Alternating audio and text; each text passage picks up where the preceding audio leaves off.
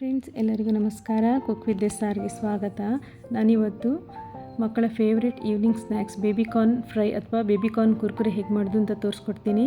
Recipe ನೋಡೋದಕ್ಕಿಂತ ಮುಂಚೆ ಯಾರಾದರೂ ಚಾನಲನ್ನು ಫಸ್ಟ್ ಟೈಮ್ ನೋಡ್ತಾ ಇದ್ದರೆ ಪ್ಲೀಸ್ ಸಬ್ಸ್ಕ್ರೈಬ್ ಆಗಿ, ಹಾಗೆ ಪಕ್ಕದಲ್ಲಿರುವ ಬೆಲ್ ಐಕಾನ್ ಪ್ರೆಸ್ ಮಾಡಿ, ಹಾಗೆ ವಿಡಿಯೋ ಇಷ್ಟ ಆಗಿದರೆ ಲೈಕ್ ಮತ್ತು ಕಮೆಂಟ್ ಮಾಡಿ. ಈಗ ರೆಸಿಪಿ ಹೇಗೆ ಮಾಡೋದು ಅಂತ ನೋಡುವ ಬನ್ನಿ. ನಾನಿಲ್ಲಿ 2 ಪ್ಯಾಕೆಟ್ ಬೇಬಿಕಾರ್ನನ್ನು ತಗೊಂಡಿದ್ದೀನಿ. ಫಸ್ಟ್ ಇದನ್ನು ಚೆನ್ನಾಗಿ ಕ್ಲೀನ್ ಮಾಡಿಕೊಳ್ಳಿ.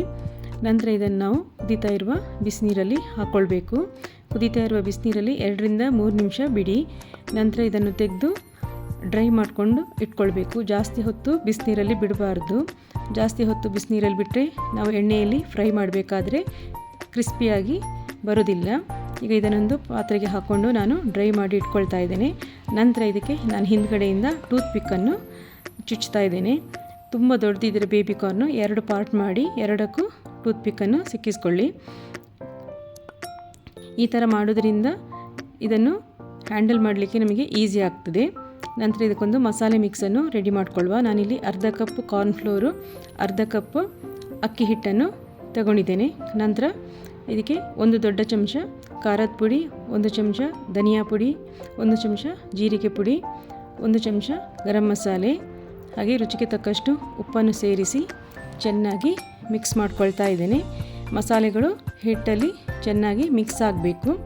ನಂತರ ನಾವು ಡ್ರೈ ಮಾಡಿ ಇಟ್ಕೊಂಡಂಥ ಬೇಬಿಕಾರ್ನನ್ನು ಇದಕ್ಕೆ ಹಾಕಿ ಚೆನ್ನಾಗಿ ಹಿಟ್ಟಲ್ಲಿ ಕೋಟ್ ಮಾಡ್ಕೊಳ್ಬೇಕು.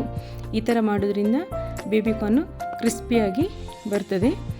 ಇದೀಗ ಚೆನ್ನಾಗಿ ಕೋಟ್ ಆಗಿದೆ ನೋಡಿ. ನಂತರ ಇದನ್ನೊಂದು ಪ್ಲೇಟಲ್ಲಿ ತೆಗೆದಿಟ್ಕೊಂಡು ಬಿಡುವ. ನಂತರ ಇದೇ ಹಿಟ್ಟನ್ನು ನಾವು ನೀರು ಹಾಕಿ ಕಲಿಸ್ಕೊಳ್ಬೇಕು. ಹಿಟ್ಟು ಜಾಸ್ತಿ ನೀರಿರಬಾರ್ದು, ಹಾಗಾಗಿ ನಾವು ಸ್ವಲ್ಪವೇ ನೀರನ್ನು ಹಾಕ್ಕೊಂಡು ಚೆನ್ನಾಗಿ ಕಲಿಸ್ಕೊಳ್ಬೇಕು. ಹಿಟ್ಟು ಜಾಸ್ತಿ ನೀರಾದರೆ ನಾವು ಫ್ರೈ ಮಾಡಬೇಕಾದ್ರೆ ಕ್ರಿಸ್ಪಿಯಾಗಿ ಬರೋದಿಲ್ಲ. ಈಗ ಇದಕ್ಕೆ ಸ್ವಲ್ಪ ಅರಿಶಿನ ಮತ್ತು ಇಂಗನ್ನು ಕೂಡ ಸೇರಿಸ್ಕೊಂಡು ಚೆನ್ನಾಗಿ ಮಿಕ್ಸ್ ಮಾಡ್ಕೊಳ್ತಾ ಇದ್ದೇನೆ. ನಂತರ ನಾನು ಬೇಬಿಕಾರ್ನನ್ನು ಇದಕ್ಕೆ ಹೇಗೆ ಕೋಟ್ ಮಾಡೋದು ಅಂತ ತೋರಿಸ್ಕೊಡ್ತೇನೆ. ಹಾಗೆ ಪಕ್ಕದಲ್ಲಿ ನಾನು ಎಣ್ಣೆಯನ್ನು ಬಿಸಿಯಾಗಲಿಕ್ಕೆ ಇಟ್ಟಿದ್ದೇನೆ.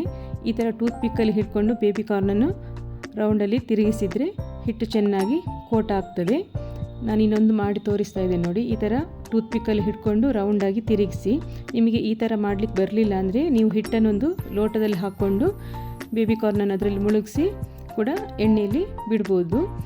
ಎಣ್ಣೆ ಚೆನ್ನಾಗಿ ಬಿಸಿಯಾಗಿರಬೇಕು. ಈಗ ಒಂದೊಂದನ್ನೇ ಎಣ್ಣೆಯಲ್ಲಿ ಹಾಕಬೇಕು. ಇದನ್ನು ನೀವು ಮುಟ್ಲಿಕ್ಕೆ ಹೋಗಬೇಡಿ. ಅದಾಗಿ ಬೆಂದು ಮೇಲೆ ಬರುವ ತನಕ ಮುಟ್ಲಿಕ್ಕೆ ಹೋಗಬಾರ್ದು.